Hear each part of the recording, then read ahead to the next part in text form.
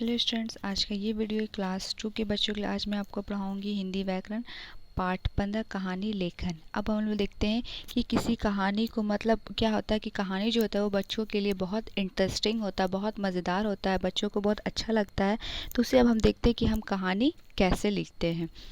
तो कहानियाँ बच्चों व बड़ों सभी की मनोरंजन का साधन होती। कहानियाँ सुनने व पढ़ने से मानसिक व बौद्धिक विकास होता है। मतलब कहानी जो होता है वो बच्चों के लिए भी और बड़ों के लिए भी बहुत मनोरंजन का होता है। जिससे कहानी पढ़ने से हमारा जो मानसिक मतलब जो दिमाग होता है और वो मतलब बौद्धिक उसका विकास होता है। कहानी पशु पशुओं पौराणिक घटनाओं से संबंधित हो सकती तथा कहानियाँ द्वारा बच्चों को समझ विकसित हो सकती। कहानी जो होता है किसी पे भी हो सकता है, पशु पे भी होता है, किसी मतलब पक्षी पे भी हो सकता है, या फिर किसी घटना के बारे में भी हो सकता है। तो उसे ही हम कहानी बोलते हैं। उससे क्या होता है, कहानियाँ जो होता है वो बच्चों को मतलब समझ में बहुत ज़्यादा विकसित करता है। मतलब हर कहानी से हमें एक शिक्षा मिलती है। तो अगर उस कहानी को पढ़ें कि हमें शिक्षा मिल रही है इससे, तो उस शिक्षा को क्या होता है कि बच्चों के मन में ये बस जाता है कि इस कहानी से हमें यह शिक्षा मिली थी, तो हमें हमेशा मतलब कुछ अच्छा करना चाहिए। जैसे बोलते हैं दर्जी और हाथी। आइए इस कहानी को पूरा पढ़ते हैं। किसी व्यापारी के पास एक हाथी था। मतलब व्यापारी मतलब बिजनेस में, तो वो किसी मतलब बिजनेस करता था, वो कोई व्यापार था। तो उसके पास उसके एक हाथी था। वह प्रतिदिन स्नान के लिए तालाब पर जाया करता था।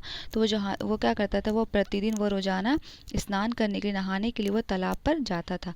मार्ग में एक दर्जी की दुकान पड़ती थी। मतलब रास्ते में एक दर्जी की दुकान पड़ती थी। दर्जी हाथी को प्रतिदिन गन्ना खाने के लिए देता था।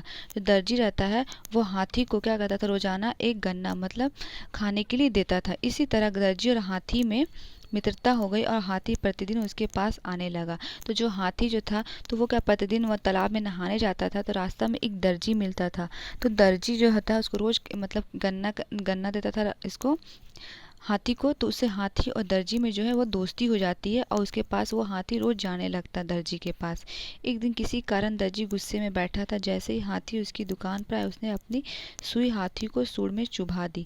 तो एक दिन क्या हुआ, किसी कारण से वो दर्जी जो है वो गुस्से में था और हाथी चला गया दर्जी के पास। तो दर्जी जो गुस्से से क्या किया कि एक सुई लिया और उसकी सूंड में चुभा दिया। हाथी दर्द के कारण चिंघाड़ता हुआ वहां से तालाब की ओर चल दिया। तालाब में नहाने के पश्चात उसे अपनी सूंड में कीचड़ का गंदा पानी भर लिया। तो उससे क्या हुआ कि वो गुस्सा से मतलब गया और नहाने के लिए, और मतलब उसको दर्द होने लगा था हाथी को। तो वो चला जाता है मतलब पूरा बैठे चला जाता है, तालाब में चला जाता है। तालाब में नहाते नहाते क्या होता है, उसकी सूंड में जितना भी कीचड़ होता है, गंदा पानी होता है, उसके सूंड में चला जाता है। दर्जी की दुकान पर पहुंचकर उसने सूंड में भरा गंदा पानी उसके कपड़ों पर फेंक दिया।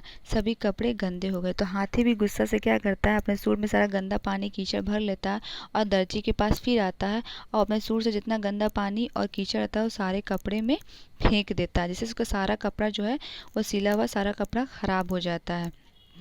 सभी कपड़े गंदे हो गए, उसका बहुत नुकसान। उसने अपनी गलती को समझ लिया और भविष्य में कभी ऐसा ना करने का निश्चय किया। तो उसको मतलब दर्जी को बहुत लॉस हो गया। तो उसे क्या करता, बहुत नुकसान हो गया उसका। तो उसे क्या करता, उसने दर्जी एक दिन ठान लिया कि हम कभी भी किसी को फ्यूचर में भविष्य में कभी भी किसी को नुकसान नहीं पहुंचाएंगे। ऐसा करने का वो दर्जी अपनी मूर्खता पर बहुत पछताने लगा। वो अपनी बेवकूफ़ी पे बहुत मतलब पछताने लगा। शिक्षा हमें मिलता है इससे, जैसे को तैसा। इस कहानी से हमें ये शिक्षा मिलता है कि हम किसी के साथ अगर बुरा करेंगे तो वो भी मेरे साथ बुरा करेंगे। अगर हम किसी के साथ अच्छा करेंगे तो वो भी मेरे साथ अच्छा करेंगे। इस कहानी से हमें यही शिक्षा मिलती है। इसीलिए हमें किसी के साथ भी बुरा नहीं करना चाहिए। उसी तरह है कहानी और भी है, चालाक लोमड़ी। इसको आपको पढ़ना है। अच्छी संगति मतलब आपका संगत, आप जिसके साथ रहते हो कैसा संगत है। अब आते लोभी ब्राह्मण। ये सारी कहानी को आपको खुद से पढ़ना है।